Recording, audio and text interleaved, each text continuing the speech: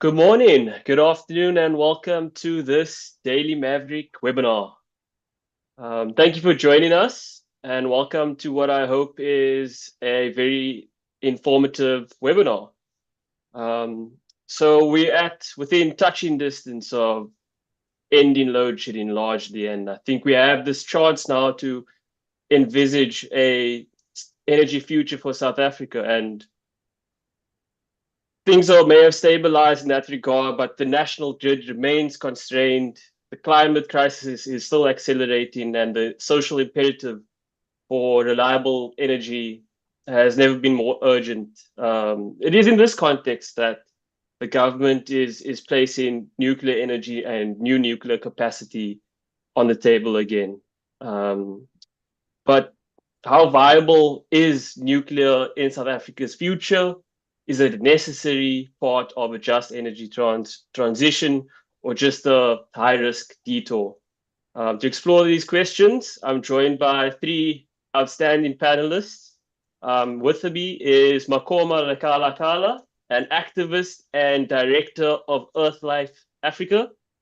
We also have Emmanuel Montwedi, who is a nuclear energy engineer and chairperson of the South African Young Nuclear Professional Society. Hello, everyone.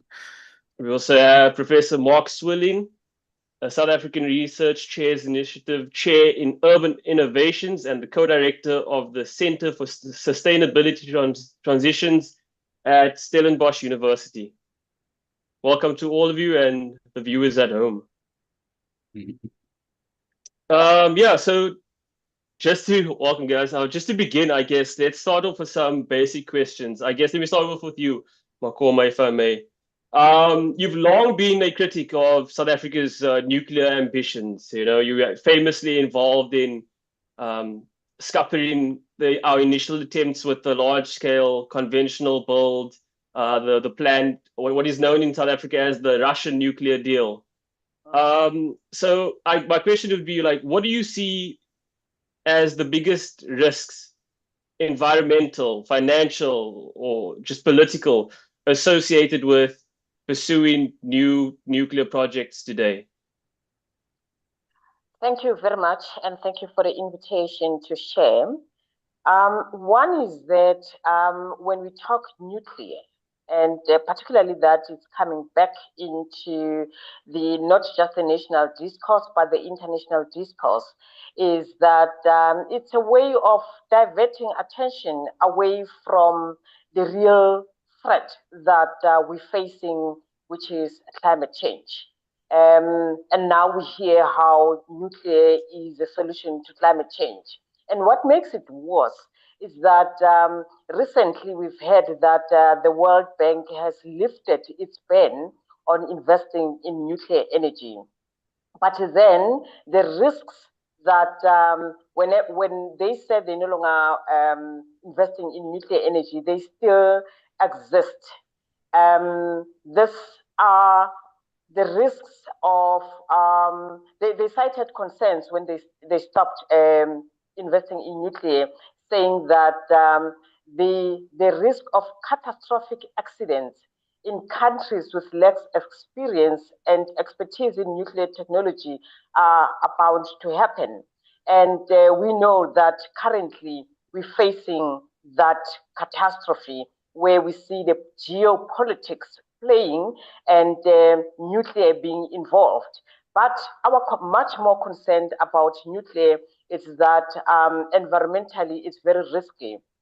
As an organization, we work with communities around the Eastern Cape in Thuisbend who have raised various concerns around this technology. It's the fishermen, it's the people living on land.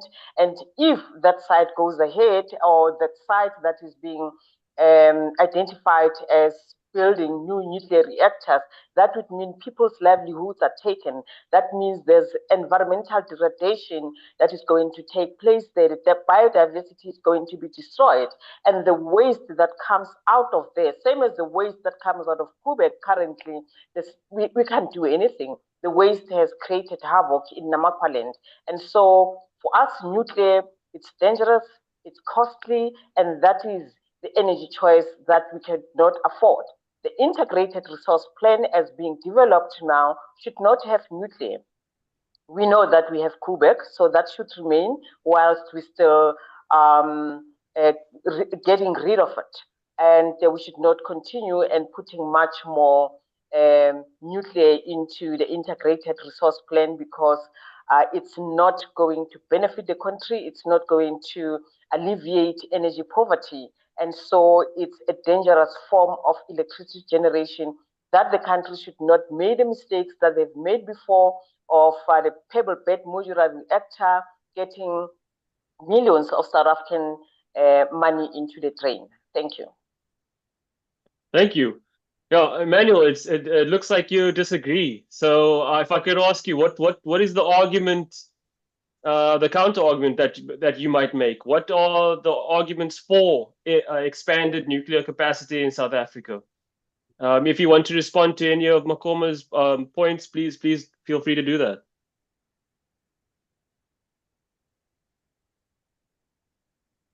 Emmanuel, can you hear me? Ethan, are you asking me a question? Yeah, I am. Yes. Sorry, I was directed to you. All right.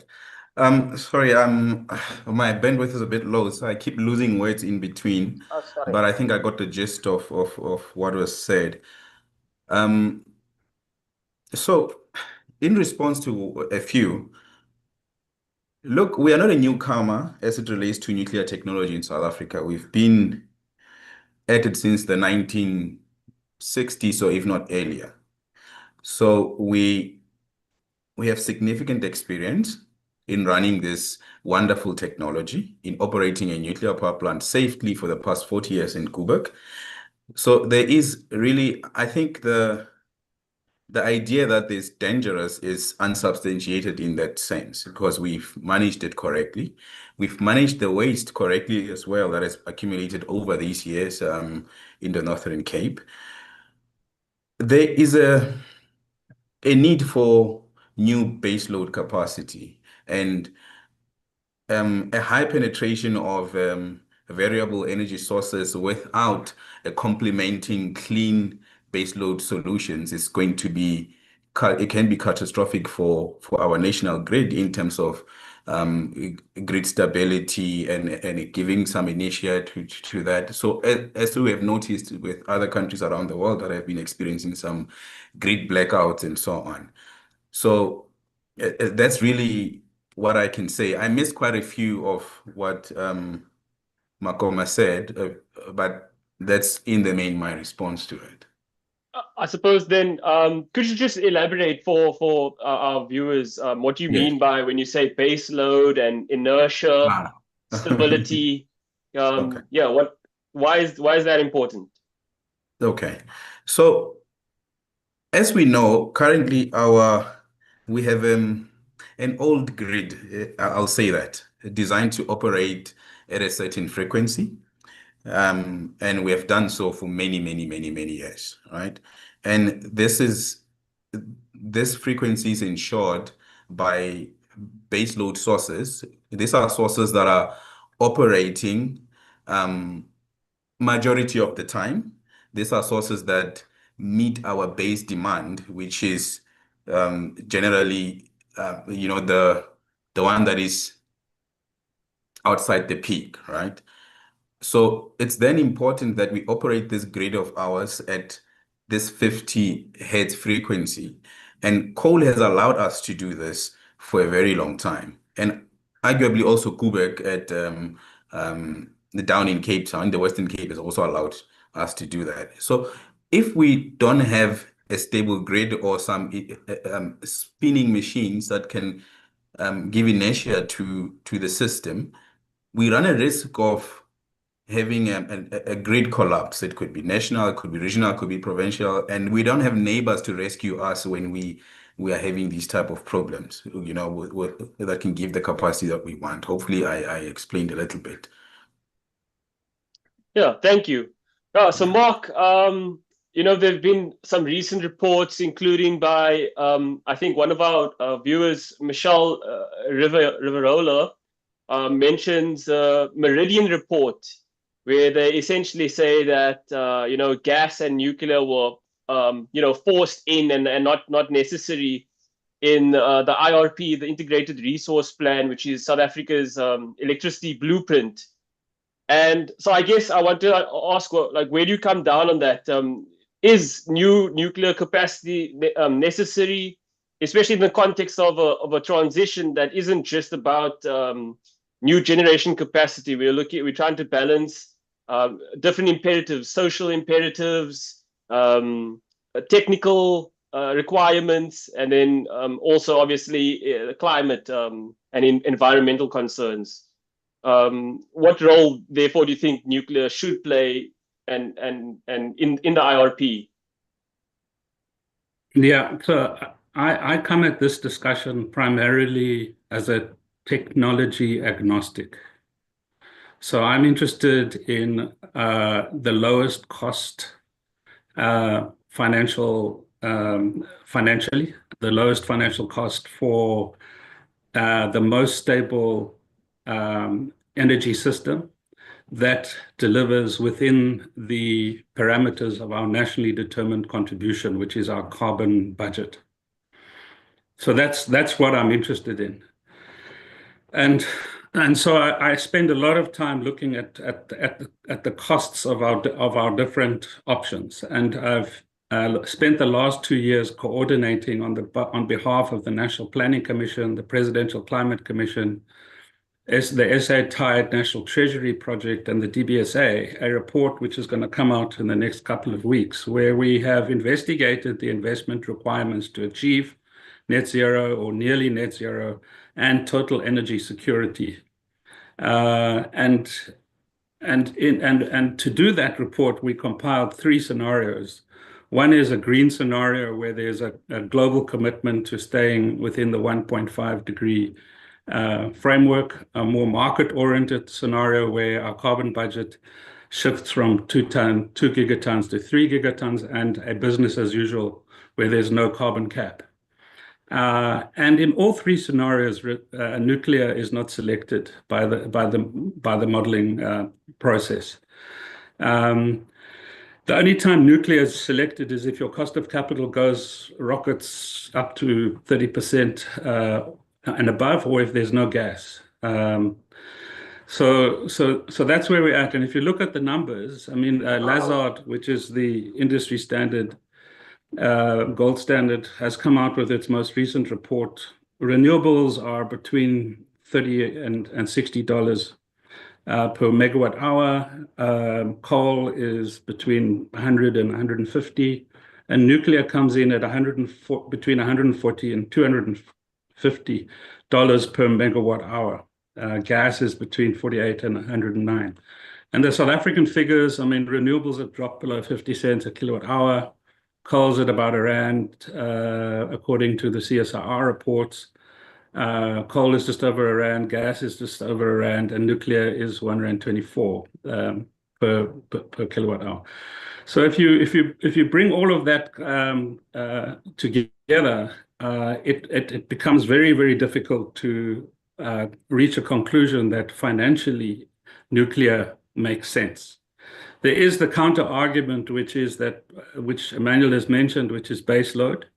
And in contemporary energy planning, base loadism falls away because you can build renewables very quickly. So we are shifting to a demand-driven energy planning system where there's a multiplicity of market players, not just state-dominated, state-owned energy systems.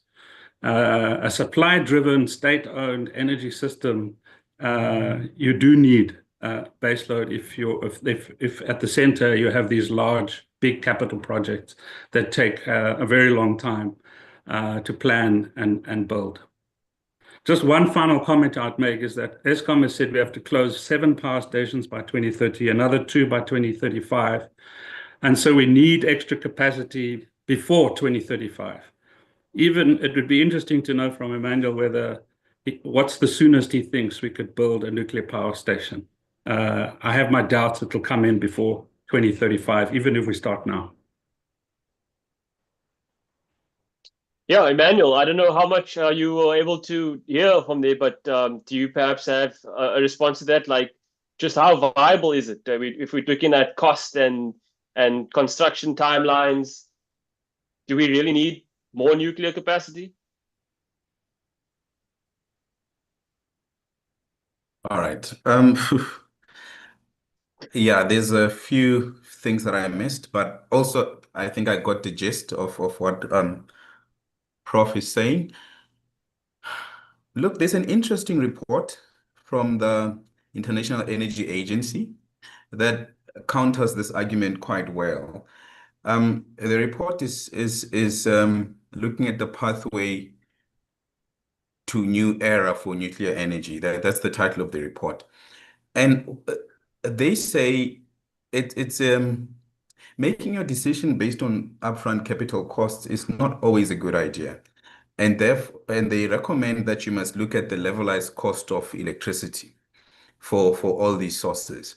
And what they find is that to make a high penetration, a high variable energy penetration grid work, you have to, in most instances, like in South Africa, you have to upgrade the grid. You have to have battery and grid scale backup solutions and so on. When you include these costs to the mix, you realize that a high penetration of renewable or largely renewable only system is not competitive anymore, right?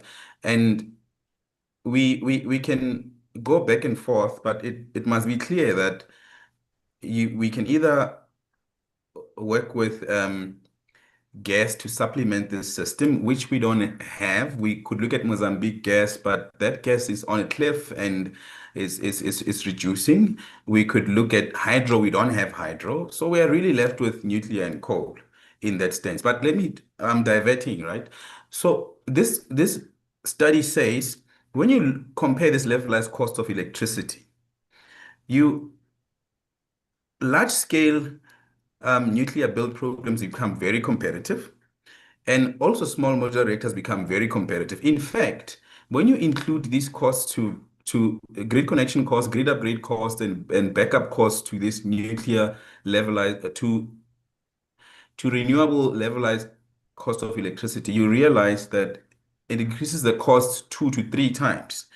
And this then becomes problematic. And I don't know if you've had, there's been talks of over R1 trillion required for us to sort out our grid. These costs we don't factor into these technology sources, but we cannot do it. These technology sources will not work if we don't do these upgrades. Our grid will simply not work. So the real costs then are not really, we're not looking at the cost properly. And this is what the finding of this report is saying. And it's interesting that I don't see why the picture will be different for South Africa.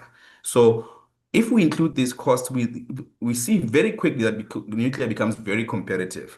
But also we must move away as much as we can and be what Prof. Mark is saying, that let's try and be agnostic a bit. Let's say in order for the system cost to work, for me, logic says a competitive system will then, if nuclear is very competitive, have to include nuclear and renewable in the entire system.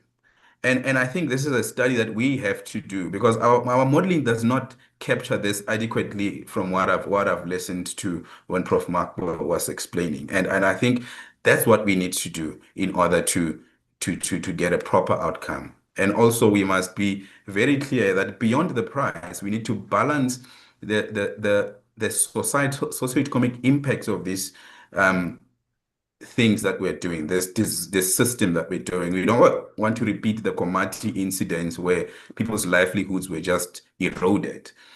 And then I believe that the latest IRP has an interesting scenario. There's a pathway to 2050, the pathway 3. It talks about nuclear and renewable as leading that pathway. And I think that's a very good start, to have a clean grid that works and also to have the cost low as well, because ultimately we must balance this too. When we say this, when we talk about cost, is it the cost to the people who are building the plant, or is it the cost to you and me who buys a unit of electricity at wherever, at City of Tshwane or at Eskom? And that scenario seems to balance it fairly well. And Prof, I don't know, maybe I missed this, but let's include the cost of grid upgrades and backup into those scenarios and see what comes out, because the Electricity Energy Agency completely disagrees with that approach, the approach that we are taking. Thanks. Thank you. No, there's a lot there that's very interesting, especially about incorporating the cost of expanding the grid. I think the NTCSA has said that's something going to be like almost a $250 billion to do that, and we know there are grid capacity constraints in the Cape provinces where most of the renewable resources would be. Makoma, I just want to come back to you, like just about. This is about the just energy transition. It's about making sure that we also account for people that will be affected by our attempt to decarbonize our economy and society.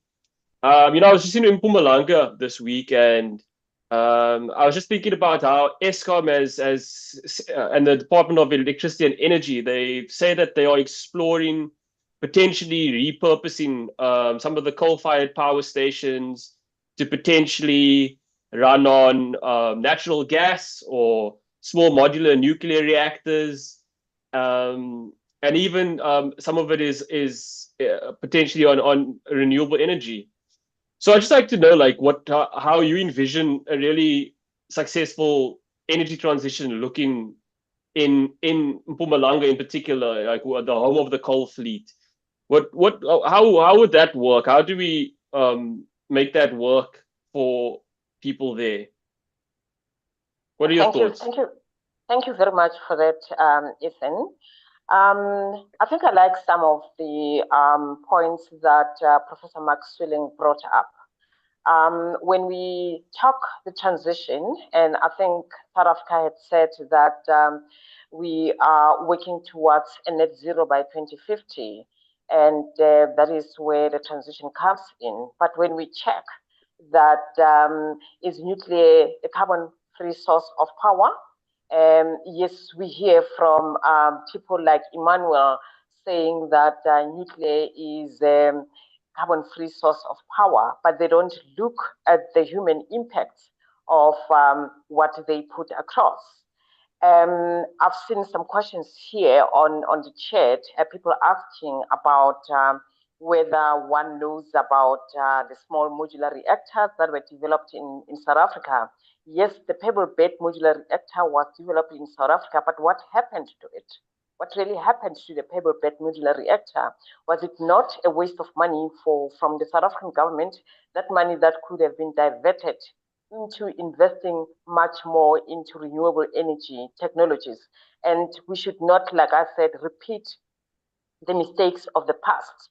So in relation to Mpumalanga, the Just Transition Framework speaks about the justice principle. Is there a justice principle? How many jobs are going to be created?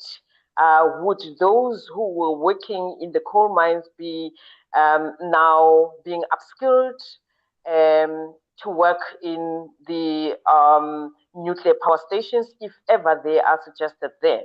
There's been a move to say small modular reactors are quicker to build and are faster, efficient, but that's not the case, because the cost of those small modular reactors is still going to either equal or be more than the big reactors that have already been built. And for the Mpumalanga area, where would the water come from? Because that area, it's landlocked, it's not nearer the ocean. It's not near it. There's no big rivers there. The river that is there, the Olifants River, it's already polluted. There's already issues of acid rain managed in the area. So how feasible will that be? A reactor, whether it's small, whether it's big, it still requires the same amount of technology, the same amount of water, and also safety measures to that. And so that it's not feasible also, whether it's in Mpumalanga, whether it's in the Limpopo, whether it's in the Northern Cape, like we have heard before, that's not gonna be feasible. So we're still going to waste millions and millions of money doing research and trying to dodge and not do things properly, like we knew what happened with Medupi. And also to some extent with ESCOM, that this big mega infrastructure project, what kind of complications do they bring? So I don't think that is going to be feasible. And also, if not feasible, the environmental and social safeguards, the standards that we have in this country, I don't think would allow that to happen in that particular place. There's already been destruction because of the coal-fired power stations, so we cannot bring more destructions. And the waste that comes out of there, where is it going to be taken to? And the cost of the small modular reactors, it's actually much more, because for now there's only experimental or pilot project of the small modular reactors. We don't have any that are functioning, that are operating. It's still here and there. So if South Africa wants to be a guinea pig, which they've stopped before, I don't think we can be able to afford that. It's quite costly environmentally, economically, and it also make a mockery of our governance system. Thanks. Thank you. Yeah, Emmanuel, you seem unconvinced. So perhaps you just want to share your thoughts in response to what Makoma said, and perhaps even answer a question from Mike Dean. He mentions how government has failed catastrophically at building our recent mega builds with the coal-fired power stations. And what makes you think we could build nuclear power stations, conventional or even small modular nuclear reactors? And yeah, so please, your thoughts with that, Emmanuel. Let me start with we've struggled with Medupi and Kusile. How do we think we can build a nuclear reactor? I think, we must be aware of the challenges of Medupi and Kusile as we built a first of a kind around the world, right? And I think it's one of the biggest, Medupi or Kusile is one of the biggest power stations of its kind in the world as well. And this was done when ESCOM has lost all capacity to do proper project management and civil work and all those things, because they had abandoned new build projects for a very long time. But in this mix, we have also built Ingula, which was built on time, on budget, and so on. So there have been some good work done by the SOE and some bad work done by the SOE. But instead of saying, let's not build nuclear because of these challenges, we should say, how do we ensure that that does not happen with nuclear? I think that's the right way of going about things. And one of the policy imperatives is that we will not build a first of a kind technology in South Africa. We will not build a technology that is not licensed in its country of origin. I don't know if this has changed, but this was the case for a while for nuclear build projects. And this then eliminates or reduces the risk of these delays that are due to the fact that this is being done for the first time. Everyone is figuring it out, including the vendors who are building the thing, right?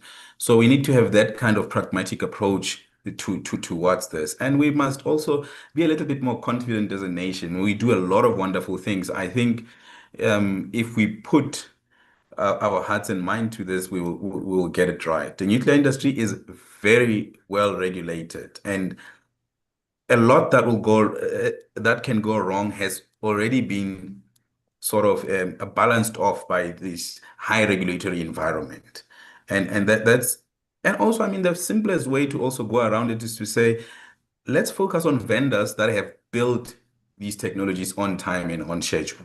Let's let those who have done scope overruns and cost overruns to get their act together first. They must prove that they can build on budget, on schedule before we can look at their technology. I think that also sufficiently de-risk the project from a large scale build perspective.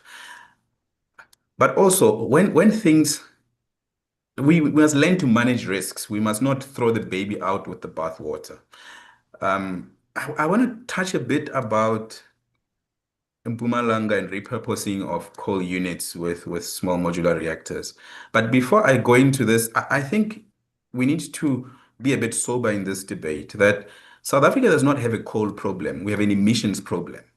So our transition is moving from high emissions to low emissions, not from coal to other sources. In other words, if there's something that can be done to clean emissions, it might also be done. Let's not stigmatize an energy source inadvertently in our debates. But several studies around the world have looked at repurposing of coal units with small modular reactors. Polish study, but the one that I found very interesting is the US Department of Energy study. And because we talk about, let's call it a just energy transition, with relation to this repurposing of coal units, we obviously want to be just to the environment, right? To reduce emissions, reduce water usage, and all these other things that Makoma raised. But we also want to retain the jobs in that space. You don't want to eradicate people's livelihood.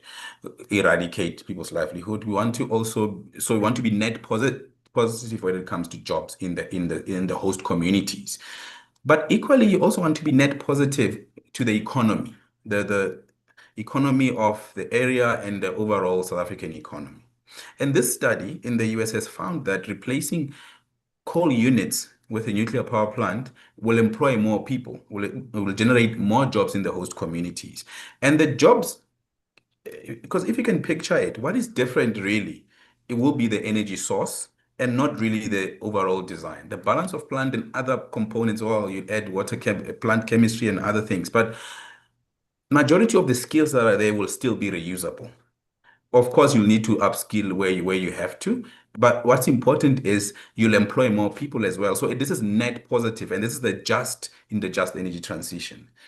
And they also found that by replacing these plants with nuclear power plants or SMRs, you'd increase the total income in the host communities. You'll also increase the revenue of companies in the host communities, the revenue of the plant operators, and the revenues of the local suppliers. This helps us quickly achieve that just energy transition, right? And what's also interesting is that the capital costs, remember you're building on a brown field and not a green field. The capital costs reduced by up to 35%. And that is significant, which also already makes this financially a bit more competitive. So yes, we absolutely, I'm gonna say, messed up PBMR and or pulled a plug on it. Maybe not messed up, but the Chinese have picked it up and made a success of it. They have a demonstration plant in China that is ongoing, has reached commercial operation. They've done some impressive tests, where they've switched off everything to see what will happen to this plant. They found that the fuel is not melting. This plant is safe and stabilized itself without any external interventions of operators or emergency services and so on. And this is exactly what we want now to reduce this radiological risks when we're repurposing this plant. So economically, it's very attractive. But also remember, we're having other challenges in the country. We have a very high unemployment rate. We're having ArcelorMittal wants to close one of their plants where they want to retrench, I think it's 3,000 workers. Our cement companies are not doing well. Our construction companies are not doing well. So when we look at the just energy transition, we must also look at how do we help these other industries. We know nuclear is concrete intensive, is cement intensive, and it's steel intensive, and therefore can help save these other jobs in these other sectors. Not just the jobs of people at Mpumalanga and the livelihoods of people at Mpumalanga, but all these other jobs that we are shredding in the economy.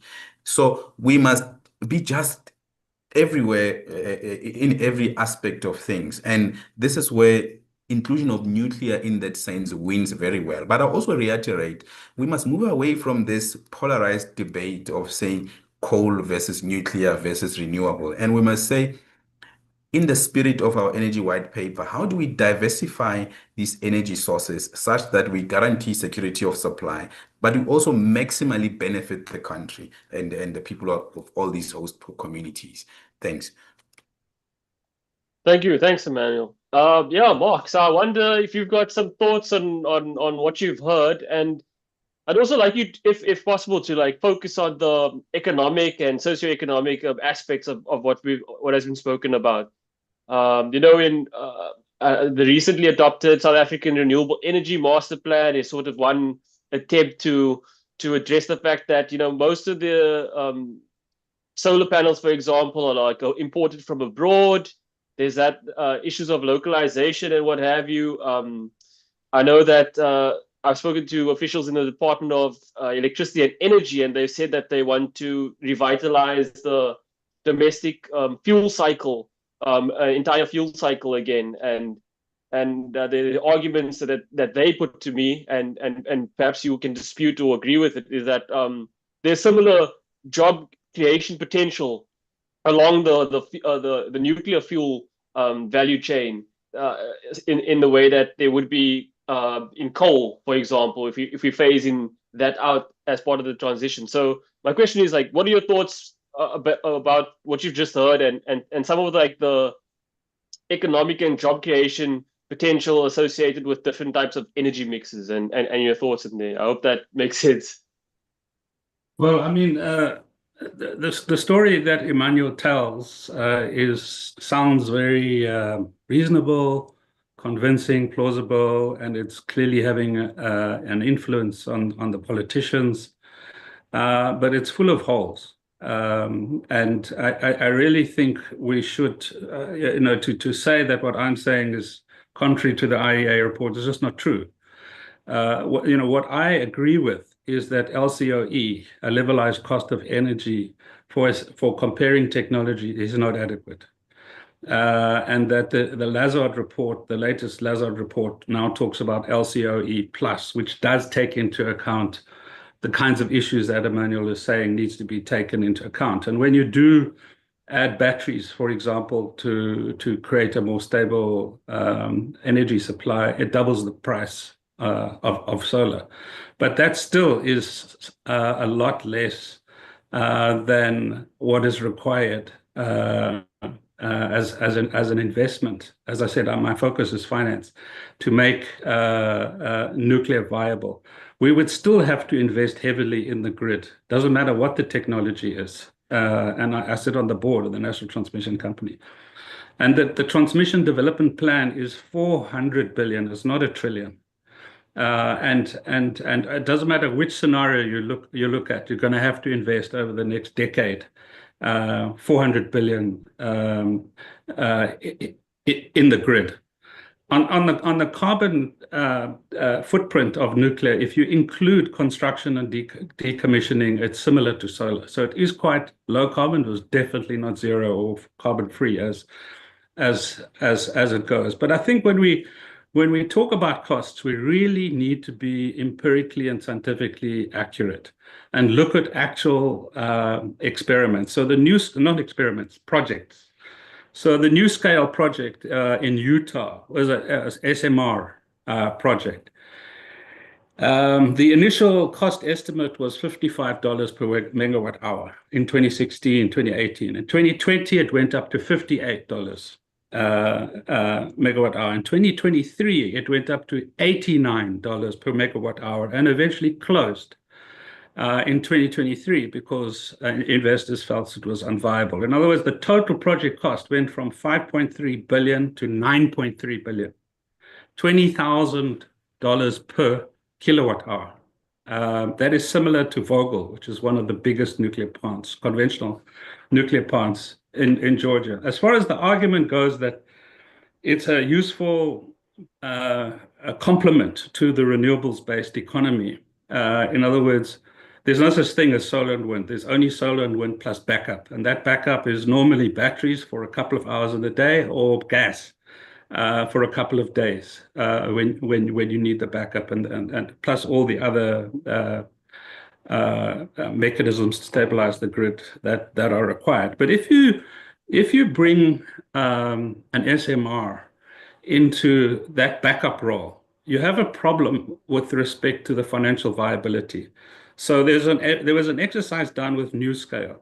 The original projections for the NuScale SMR was that it would be able to operate at a 95% load factor. There's no power station in the world that from day one has operated at 95% load factor. But nevertheless, that was the claim. And let's say it's at $89 per kilowatt hour, which was the figure by 2023. If you then operated that as backup, that means it's variable. Then the average energy availability factor comes down to about 75%, which will push up the price to $141 per kilowatt hour. So it is absolutely true. Where I agree with Emmanuel, we need backup to a variable renewable energy. We actually don't have sufficient gas to do that, but we don't need a lot of gas. We need a lot of gas infrastructure, in other words, installed capacity, roughly 25 gigawatts by 2050. But we won't use a lot of it. It's quite cheap to build, but we need it, and we will need gas reserves to back it up. But if we can't get gas, if it's too expensive, we don't have enough hydro, we will face a challenge for backup.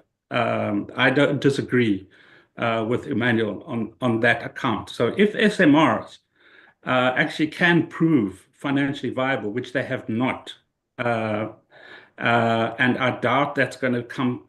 Many of the experts assume another 10 years for the learning curves to bring SMRs similar to hydrogen, to bring SMRs into commercial viability. By then, we will have had to have closed 7 to 9 power stations out of our 15 fleet by 2035. So we have to invest in very substantial capacity before 2035, and we won't be. Emmanuel didn't answer my question about when he thinks the earliest would be. I very, very much doubt he's going to claim that it will be possible before 2035. And we can't wait to build our economy for 10 years. We have to build it now. And the renewables value chain, as the Sarum report makes very clear, and as the minister made very clear last week at the Africa Energy Forum, has got huge potential for building a renewables-based value chain up and downstream that can create a hell of a lot of jobs.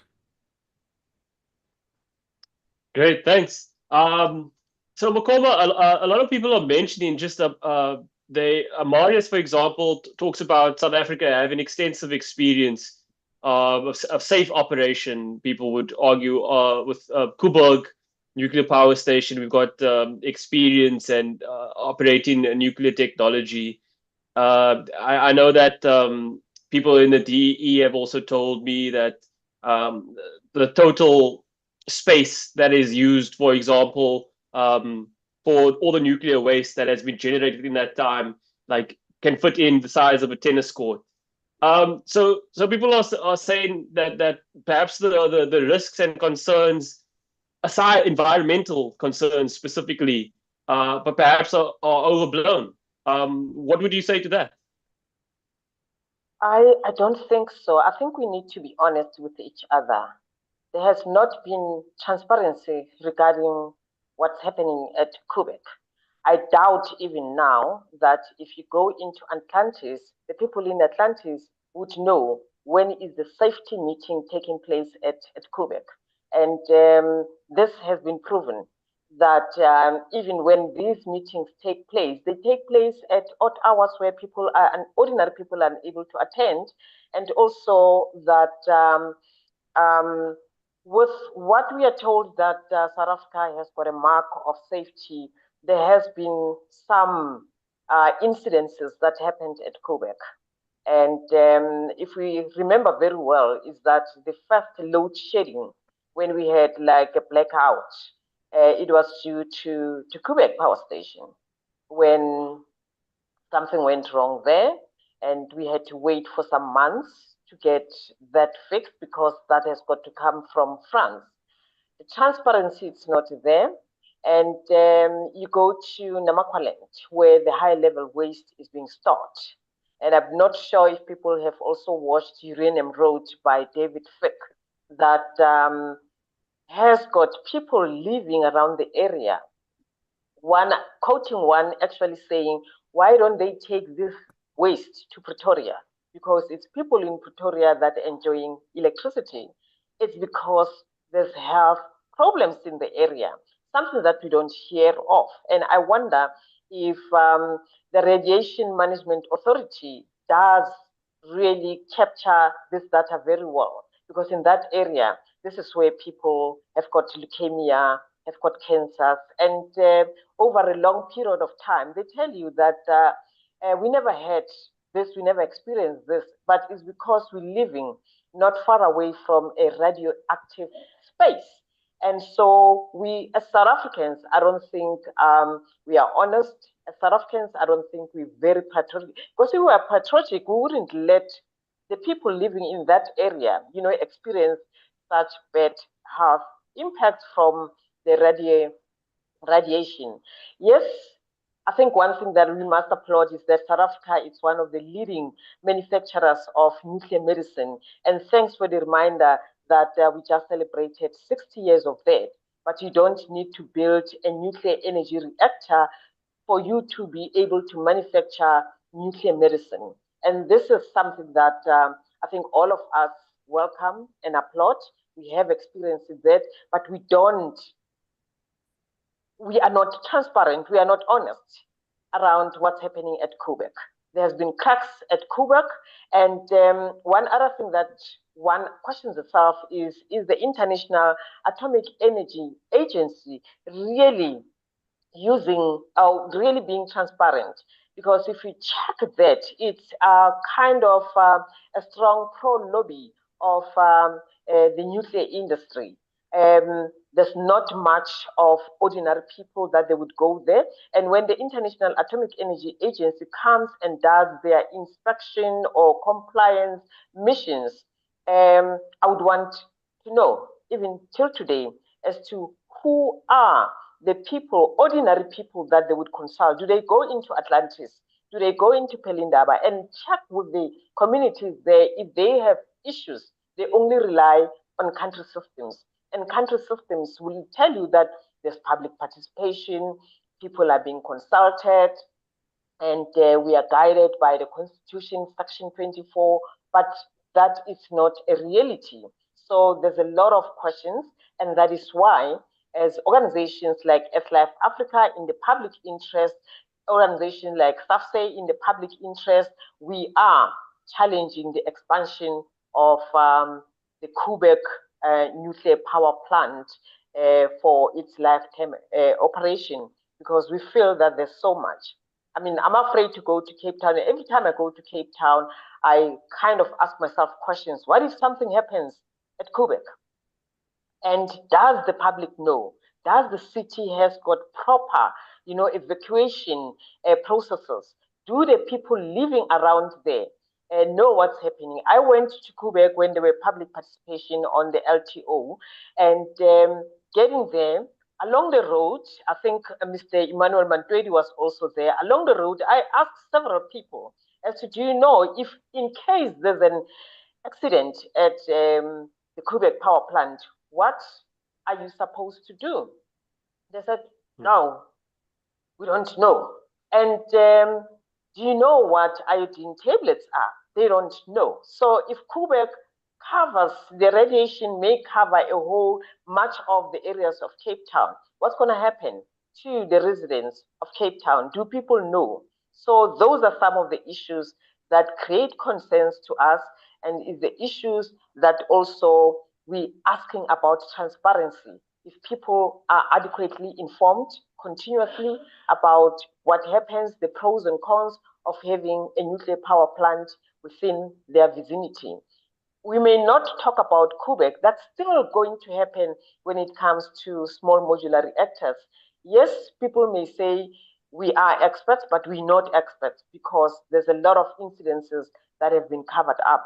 And if people have got to do a prior request to learn as to what is happening or how that incident was resolved, there's not much information coming. So it's a great concern. And this is something that I think we should not have any of the nuclear into our future energy mix at all. Thanks. Okay, thank you very much. Emmanuel, I know you're having bandwidth issues, but I hope you were able to get some of what Mark and Makoma have said and you've taken notes, and perhaps you have a response just based on, can you give us some ideas of timelines for a new nuclear build? And there are a lot of concerns about timelines, about procurement and construction, and just address some of the concerns and things that Makoma and Mark have said, please. Okay. Let me start with I missed a bit of what Mark said, but let me say there was a little bit of a learning curve with our current energy mix, with rolling out of renewable energy sources. In 2011, they came in at very high pricing. That was free lunch for that industry, but it was necessary because they knew that projected that in the future the cost would be lower. We're still waiting for them to be low enough, but we must then be consistent in how we adopt technologies, and we must also know that there is value in diversity of energy sources. There's great value in that for energy security purposes, beyond the modeling and the pricing. So I find it to be a little bit worrisome, or even a double standard, to say, let's allow this technology source at a very high price, hopefully to be cheaper in the future, right? And then with other technologies, we say, no, we're not going to do that because there's no guarantee that you'll be cheaper in the future, or we just simply don't like you. So I think we need to be a bit consistent in how we do things there. I missed quite a bit on the pricing per megawatt hour for SMRs, but what I'd like to say is, the new scale case or example that Prof highlighted is a sad one, and unfortunately, but I mean, it is what it is. But there are other SMRs that are succeeding, not just the ones that are failing, right? So I think the Chinese built an SMR. It's operating, it's there, commercial operation, it's producing electricity. So we have real costs as it relates to them, right? The Russians have built a floating power plant, right? It's there, the costs are there as it relates to them. Yeah, we may have marine issues in terms of licensing, may have not figured all these things out as a country, but there are real life costs that exist that we can rely on over and above what we are estimating for the future, because some of these sources are already in that future. That's really what I'm trying to say. And the Chinese are coming in apparently at $70 per megawatt hour or somewhere thereabout. I'm not sure if that is a lot more or a lot less than what is acceptable in the modeling. But let's try and also use the successful parts of technologies and not just the failing parts, because that's not how you make a case for anything, right? We could easily say let's not build any more renewable energy because it's expensive. But that is not true. I mean, yes, it was expensive, but it's becoming lower over time. It's becoming cleaner. It's clean as well. So there are many other considerations that we need to look at. Should I stop, Prof? Because it seems like you want to add something. Yeah. Just on the very to the ears of the politicians, kind of simple notion that it's going to be expensive, but it's going to get cheaper. MIT did a study which was published in 2020 of 5 decades of nuclear power building experience and the financial costs. And traditionally, with technologies, as you've already referred to with renewable energy, once it takes off, it hits a peak price, and then the prices drop as the learning curves start to level off. Learning curves, for the audience, is simply another way of saying costs get lower. But that's not true with nuclear. The learning curves have not come down, and the pricing as a result has not come down as fast as one would have expected. And this study over 5 decades shows that. So the politicians in South Africa need to take that into account if they buy the idea that, okay, let's pay more than the odds. Because like renewables, the costs are going to, I don't find that convincing. Another point to bear in mind is a lot of this discussion has taken place in a low cost of capital environment.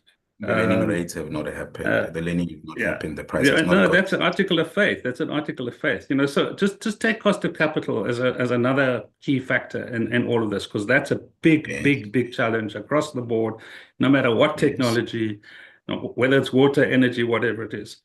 If you look at a low cost of capital, let's say 5% WACC, weighted average cost of capital, plus say 8% on equity, 6% on debt as your low end, you double that, right? And then you say, look at the cost of what's the cost implications for nuclear compared to renewables. If you do that with nuclear, your capex cost for nuclear goes up 52%. But your capex cost for renewables goes up only 23%. So the rising cost of capital, which might happen if geopolitical conditions get worse, actually is in favor of renewables because of the impacts that have been demonstrated. Sorry to interrupt, Prof. Yeah, we've got like 3 minutes left. So if everyone could give us like 1 minute or less, like final thoughts, something that you want to leave the audience with, thinking, the public, just your final thoughts. Let's keep it to a minute or less, please. Prof, I interrupted you, so please go ahead.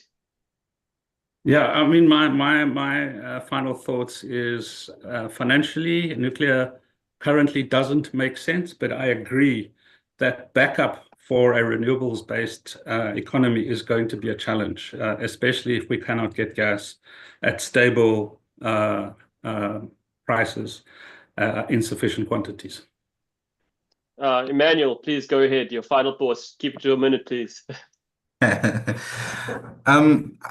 I like what Prof is saying, but it doesn't mean let's do nothing. It means let's do something, right? But anyway, there's a solid case for nuclear. We have countries that are poorer than us building nuclear very well. So I really don't see why we must have stigma towards the technology. We have operated this technology for many years.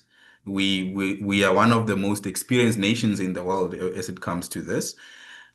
We have a strong regulator. We've managed environmental impact of this technology very well. Every technology has environmental impact. We must just manage them and make sure that they are within what is palatable for the nation. But when we make decisions for our energy system, again, let's try and be net positive for everyone, and let's not change. Okay, we're running out of time. Okay, never mind. Sorry to interrupt you, but thank you. And Makoma, the last word. Can you please just a minute or less, please? Okay, I'm quoting Patrick Dowling, one of the participants. He says, given the unstable geopolitical and militarized situation developing in the Middle East, an issue associating with developing nuclear energy capacity, it will be unwise to encourage new nuclear builds. So those are my partnerships. Well, okay. On that note, thanks for everyone for tuning in to this Daily Maverick webinar, and thank you to our sponsor, ABSA, for making this happen. Thank you again once to my panelists. Thank you guys for really robust discussion, and I hope that it's been informative and enriching to all our viewers back home who, have an opinion about whether there should or shouldn't be nuclear going forward in South Africa. Thank you very much, everyone. Pleasure. Thank you. Thank you. Thank you.